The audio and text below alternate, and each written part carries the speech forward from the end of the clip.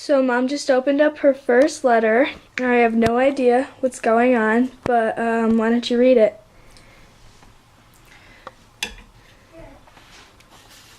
It says, "Hello, Megan. Sometimes we get so caught up in the hustle of life that we forget to stop every now and then to enjoy it, to acknowledge the things that are most important.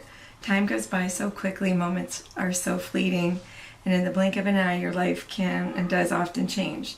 For the last 18 years, the one constant source of joy in my life has been you.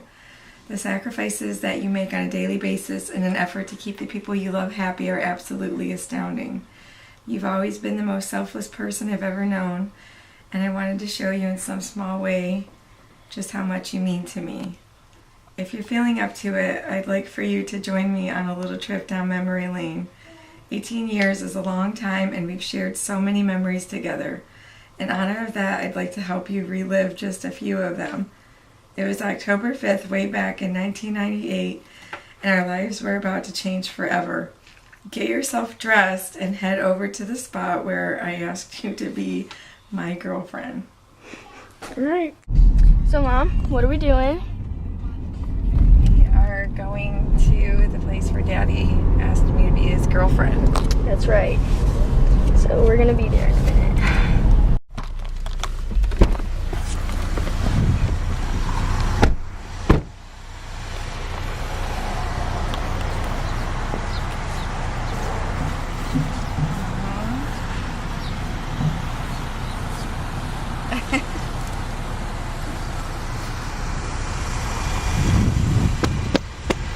Stealing the boots yet.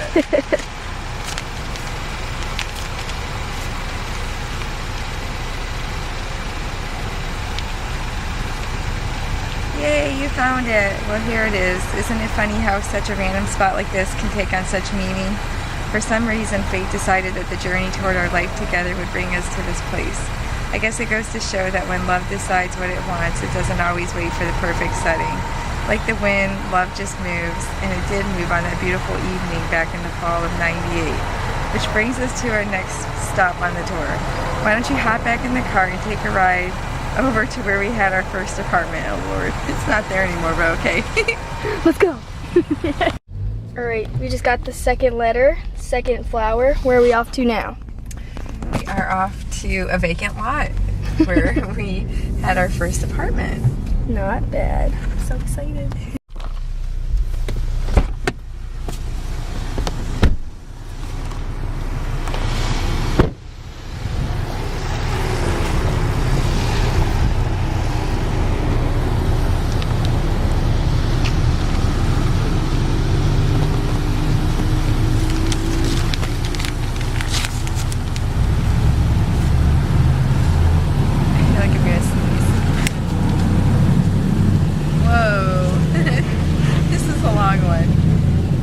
I know what you're thinking. This is just a parking lot.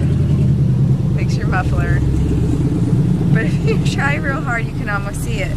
It was the summer of 1999 and life was a blur. Limp Bizkit was doing it all for the nookie. The Offspring let me know that I was pretty fly for a white guy. The Backstreet Boys wanted it that way, and Ricky Martin was living la vida loca. However, you and I didn't care about any of that nonsense. Rage Against the Machine was fighting the Battle of Los Angeles. The Beastie Boys were rocking Hello Nasty. And Beck put out a little album called Midnight Vultures, which later, as I recall, would create a nice little memory for you and I on a particular Christmas Eve, but that's a different story. Somewhere in the air, about 15 feet above your head, was our first apartment. It wasn't much, but at the time it meant everything to us. It meant that we could be together all of the time. It meant that I no longer had to wake up at 5 a.m. so I could throw rocks at your window hoping to wake you up before school so that we could spend some time together. We were so very young and reckless back then, but when I look back on those days, the one thing that really stands out is how defiant we were about the idea of never being apart. We didn't allow anything to stand in our way. The apartment was barely livable when we moved in, but as I would learn throughout our life together, you had the most wonderful way of making any space we shared into a home. I have an amazing memory of you, and I camped out on the floor of that apartment one night. I remember we had candles burning and the song Beautiful People by Rusted Roo playing on repeat.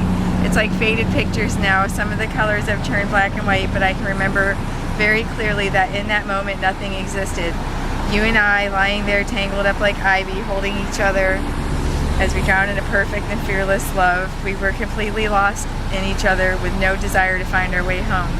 You made me feel things that I'd never felt before. I'm eternally grateful for the times we shared in this place. I never want to forget our humble beginning. Those were the times when all we had was each other, and that was enough. Our first apartment is gone now, but the memories and our love remains. Okay? Take a second to compose yourself and dry those tears. I'm doing pretty good. Now for the real trivia. Next, I want you to go to the place where it all began. Here's a hint. There's a picture of it in our downstairs bathroom. Go. Jesus. Oh, we're on our way. So we just got to the second spot. Where are we on our way to? We are on our way to where it all began, for a clue where it all began. Back at the house. So I'm having so much fun. All right, we have our 3 flowers. I can't really talk. The My coffee. allergies, of course, are killing me. And all of our letters. So we're on our way to find the clue. So we figured out where it all began. So where are we off to? We are off to the lighthouse down at the marina. All right. Okay, so we're gonna be there. Okay, we are on our way to this special spot. Mom, what are you feeling? Excited. Excited. That's good. Nervous, like a good nervous. That's good. You can hear the waters. Very pretty sound. Very pretty feeling. Feeling good. So we're gonna be there. Pretty big. It is pretty. Hi.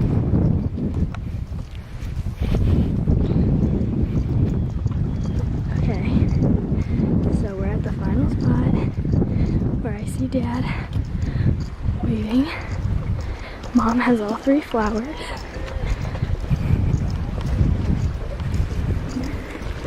I'm really hard to hold them together.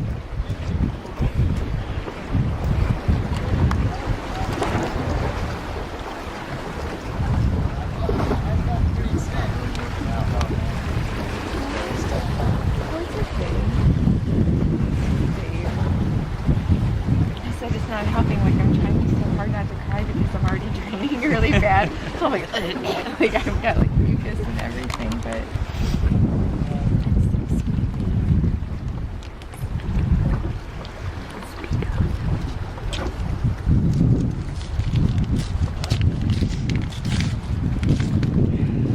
Has Matt even having to read them out loud? Yeah, it's so hard to and not cry. But you're right here now. Like I've been doing a really good job, but I don't know if I can hold it together. But this might get really ugly because I'm draining too. So, but I'll just go for it. It says, "Lonely is the dreamer until he finds his dream. This place where you stand now will always be special in my heart. I'm not gonna make it."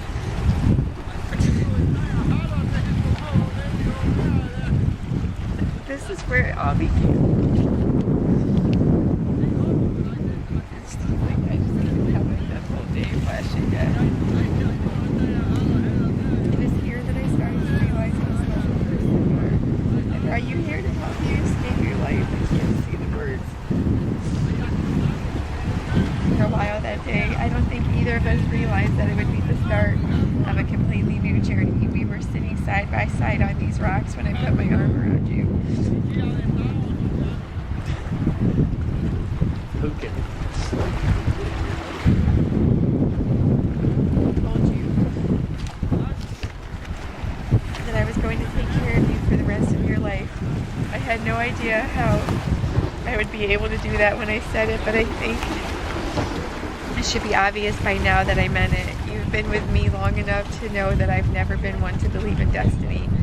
I've always seen a certain amount of beauty and comfort in the random chaos of life. However, I know in my heart that something cosmic compelled me to speak those words to you. I truly feel like it was meant to be, as if the story of you and I had already been written in some ancient book. We only had to let it go and live out its pages. Many years have passed since that day and for countless miles we've shared this road. I want to thank you, Megan, for being so strong enough to follow your heart even during those times when it was most difficult, when it was the most difficult path to take. We have 3 beautiful children now, each one a constant reminder of my love for you. The desire of my heart is that someday when you and I are just a distant memory to this world, that our babies will have someone to spend the rest of their lives with who can make them feel like I felt when I was with you. Now, if it's okay, there's one more thing I'd like to ask you.